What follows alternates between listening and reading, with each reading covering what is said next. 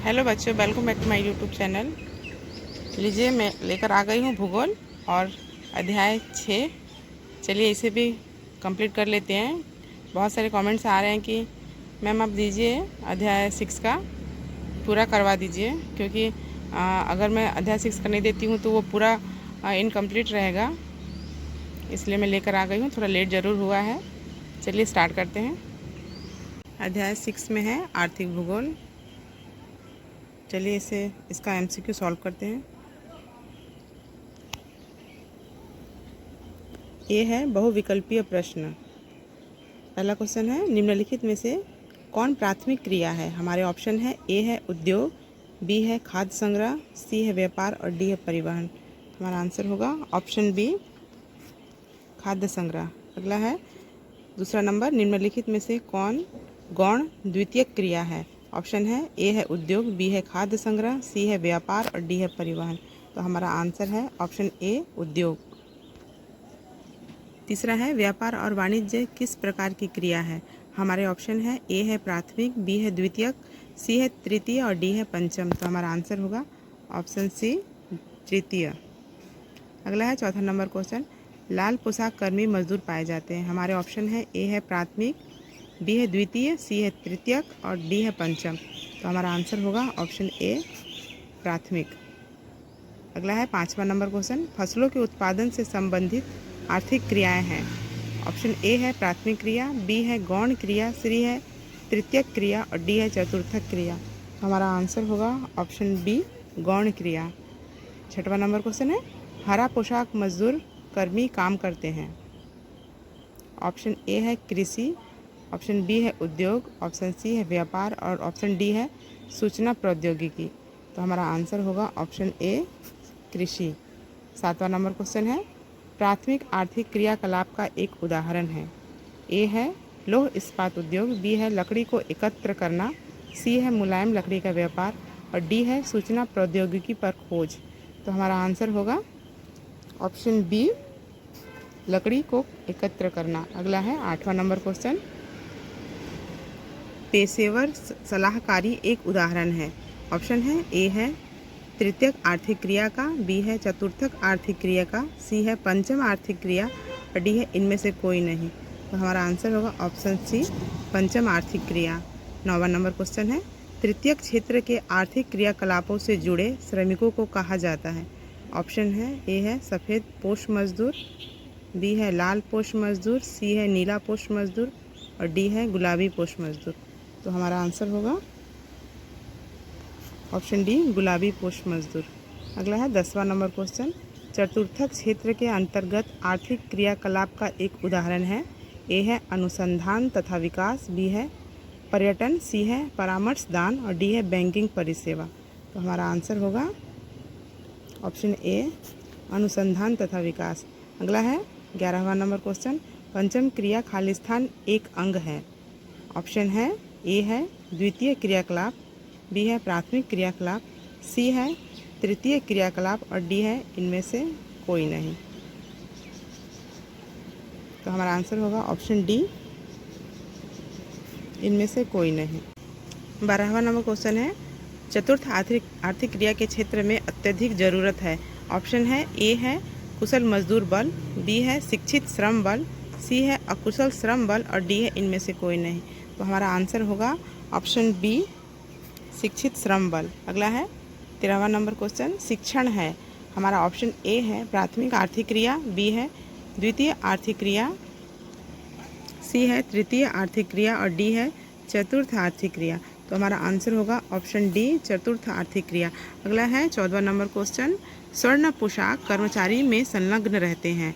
Option A है कृषि, B है उद्योग, सी है परिवहन और डी है परामर्श देने। तो हमारा आंसर होगा ऑप्शन डी, परामर्श देना। अगला है 15वां नंबर, पर्यटन किस आर्थिक क्रिया के अधीन है? हमारे ऑप्शन है ए है प्राथमिक क्षेत्र, बी है द्वितीय क्षेत्र, सी है तृतीय क्षेत्र और डी है चतुर्थ क्षेत्र। तो हमारा आंसर होगा ऑप्शन सी, तृतीय क्षेत्र। अगला है 16वां नंबर क्वेश्चन, भारत का व्यापार मुख्यतः पूर्ण रूप से खालिस्तान होता है। हमारे ऑप्शन है ए है सड़क मार्ग, बी है रेल मार्ग, सी है जल मार्ग और डी है हवाई मार्ग। तो हमारा आंसर होगा ऑप्शन ए सड़क मार्ग। अगला है 17वां नंबर क्वेश्चन, भारत में सबसे बड़ा पेट्रो रसायन केंद्र है। हमारे ऑप्शन है ए है मुंबई, बी है हल्दिया, सी है जामनगर और डी है चेन्नई। तो हमारा आंसर होगा ऑप्शन सी जामनगर।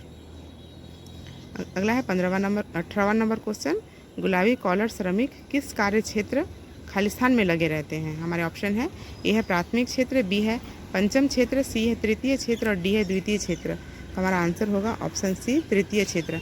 अगला है 19वां नंबर क्वेश्चन, पंचम आर्थिक क्रिया का एक उदाहरण है। ऑप्शन है ए है कृषि, बी है उद्योग, सी है परामर्श कार्य और डी है पर्यटन। तो हमारा आंसर होगा ऑप्शन सी परामर्श कार्य।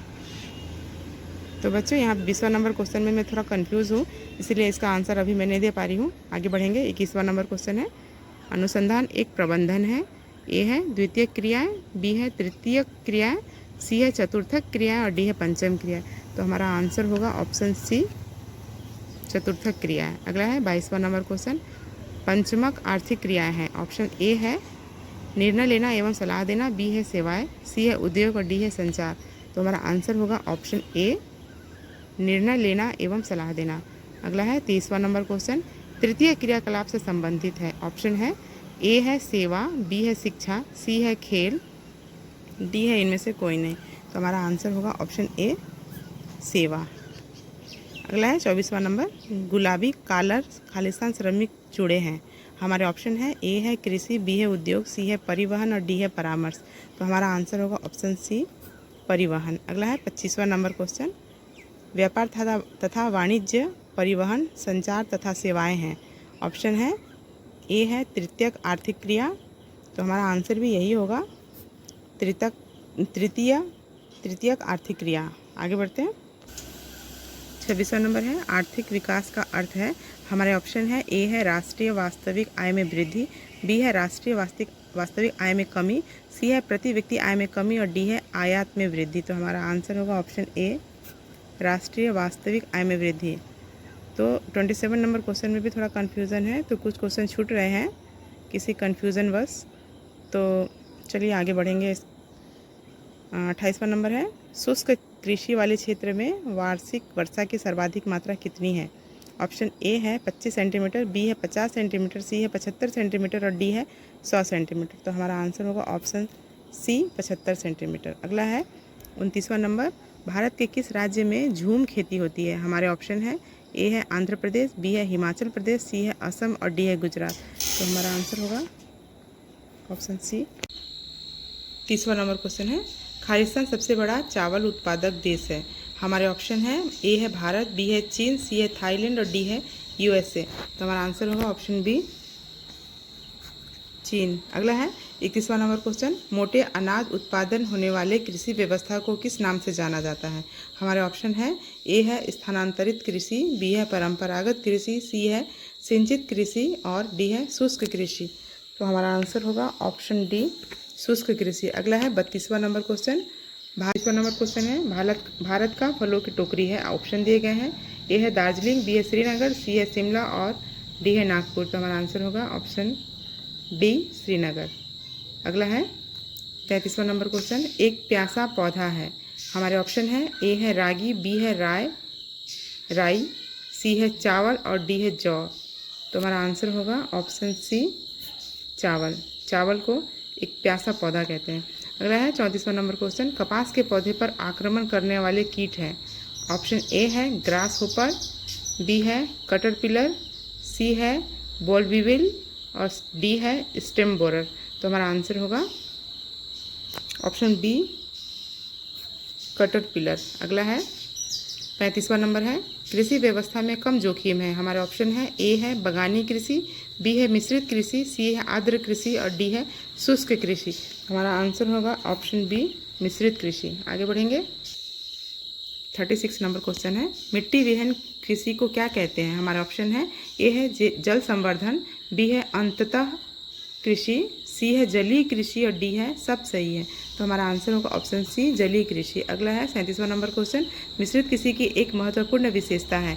हमारे ऑप्शन है ए है फसल चक्र, बी है फसल समन्वय, सी है फसल की गहनता और डी है उपरोक्त सभी। तो हमारा आंसर होगा ऑप्शन ए फसल चक्र। अगला है 38वां नंबर क्वेश्चन, भारत में दुग्ध क्रांति या सफ़ेद क्रांति के जनक हैं। हमारे ऑप्शन है ए है नॉर्मन बोरलॉग, बी है डॉक्टर एम.एस. स्वामीनाथन, सी है डॉक्टर वर्गीस कुरियन और डी है डॉक्टर श्रीधरन। तो हमारा आंसर होगा option C doctor Varghese Kurien. अगला है बी है स्तंभ ए के साथ स्तंभ बी का मिलान कीजिए। तो कुछ इस तरह से मिलान करना है, देख लीजिए।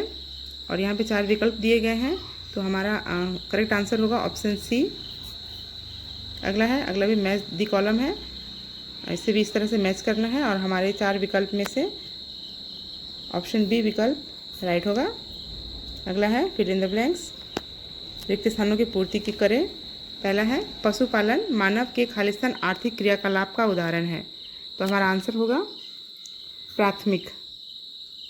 पशुपालन मानव के प्राथमिक आर्थिक क्रियाकलाप का उदाहरण है। अगला है दूसरा है बाजार उद्यानी कृषि का दूसरा नाम खालिस्तान कृषि है। तो हमारा आंसर होगा ट्रक। बाजार उद्यानी कृषि का दूसरा नाम ट्रक कृषि है। आगे बढ़ते हैं, तीसरा नंबर क्वेश्चन है कपास की पेटी खालिस्तान में स्थित है। हमारा आंसर होगा संयुक्त राज्य अमेरिका। आगे बढ़ते हैं, चौथा नंबर है हवाई द्वीप खालिस्तान की खेती के लिए प्रसिद्ध है। तो हमारा आंसर होगा गन्ना। अगला है 5वां नंबर, स्वर्ण पोशाकधारी का संबंध खालिस्तान आर्थिक क्रिया से है। तो हमारा आंसर होगा पंचम, स्वर्ण पोशाकधारी का संबंध पंचम आर्थिक क्रिया से है। अगला है 6वां नंबर, कहवा की कृषि खालिस्तान कहलाती है। हमारा आंसर होगा बगानी कृषि। कहवा की कृषि बगानी कृषि कहलाती है। अगला है डी है सत्य और असत्य पर आधारित प्रश्न। पहला है ब्राज़ील में कहवा के बगीचे को फैल्लाह कहते हैं, यह फॉल्स होगा। दूसरा है व्यावसायिक मजदूर का लाल कॉलर मजदूर कहा जाता है, यह ट्रू है। तीसरा है विश्वविद्यालयी शिक्षण चतुर्थ आर्थिक क्रियाकलाप से संबंधित है, यह ट्रू है। चौथा है संयुक्त राज्य अमेरिका के कपास को सफ़ेद सोना कहते हैं, यह भी ट्रू है। पांचवा है गन्ना समशीतोष्ण जलवायु का उपज है, तो यह रॉन्ग है, असत्य है। अगला है अभिकथन तथा कारण आधारित प्रश्न। अभिकथन है खनन प्राथमिक व्यवसाय होने के बावजूद आज की अर्थव्यवस्था के लिए महत्वपूर्ण है। कारण है इससे पर्यावरण को क्षति पहुंचती है। हमारे विकल्प दिए गए हैं, 4 विकल्प हैं। पहला है ए और आर दोनों सही है किंतु आर ए की सही व्याख्या नहीं करता। बी है ए और आर दोनों सही है किंतु आर ए की सही व्याख्या करता है। और सी है ए सही है और आर गलत है। और डी है ए गलत है और आर सही है। तो हमारा आंसर है ऑप्शन सी में ए सही है और आर गलत है। अगला है अभिकथन है व्यापारिक कृषि अपेक्षाकृत लाभदायक होती है। कारण है इसमें खर्च अधिक लगता है तथा औद्योगिकरण के लिए आवश्यक है।